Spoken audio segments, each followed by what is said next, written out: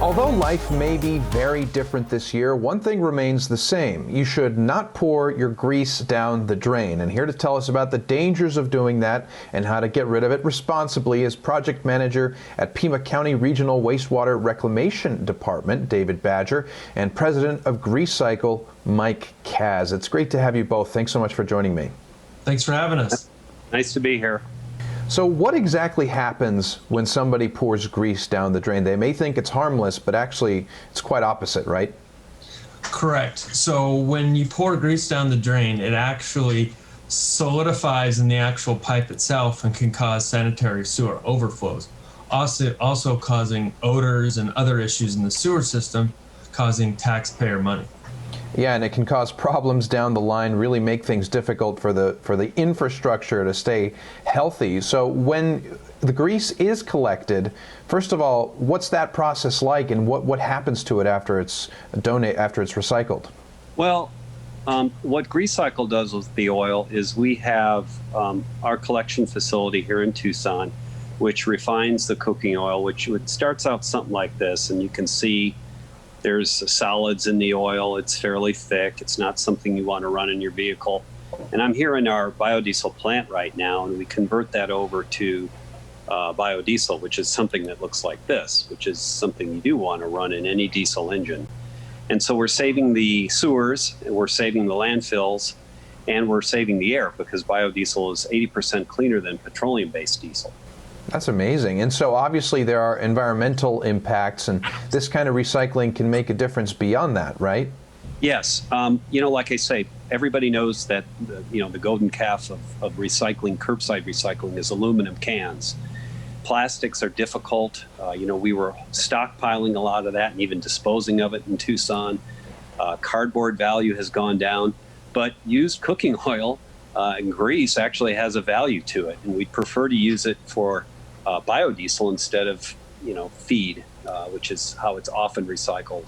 So this is a great thing all the way around, and what's good is it's recycled here right in Arizona. It doesn't go anywhere else. And so what's the process? Somebody's done cooking their food, they have a ton of grease. What containers should they use? Do they have to seal it? Just kind of walk us through what they should do to make it simple and easy to recycle it. Well, people typically do a big, and we're going to be interesting to see what our numbers are this year with COVID, but typically they do a fryer, a deep fried turkey, or they do a lot of cooking where they have a lot of excess cooking oil.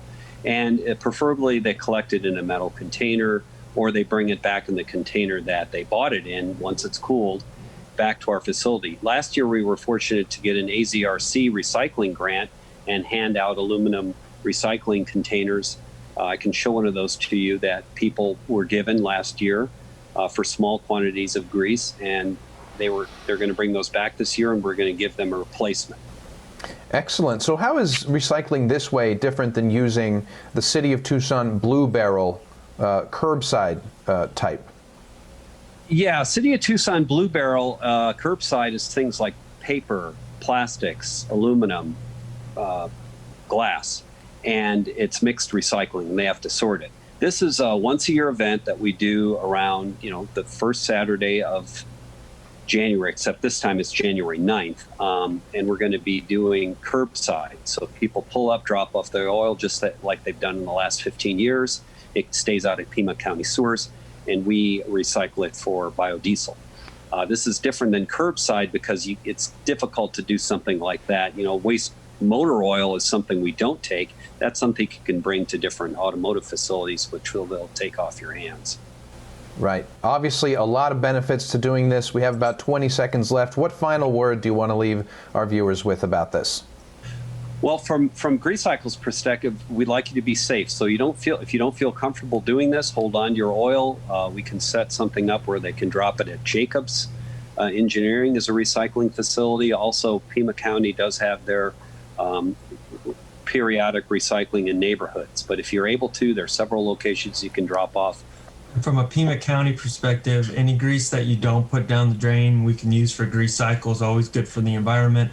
And any less grease inside our sewer systems is always a big help. We do a cleaning and rotting program every year, and all this helps us maintain our system and keep it great for the county. All right, so this is the free recycling container that people get when they drop off oil. It was paid for by a grant by the Arizona Recyclers, AZRC, and we handed these out last year. They're small, but they're mainly for things like baking grease and tallow that are particularly difficult to recycle. But they seal up, and we dropped these off to people last year when they dropped off their oil. We'll be giving replacements to people that bring their oil, but if there's certainly people that need them, we should have some extras available. And if you'd like to take part in the annual grease collecting and recycling event, it's happening 9 a.m. to 1 p.m. January 9th. For more information, head over to pima.gov/grease or greasecycle.com.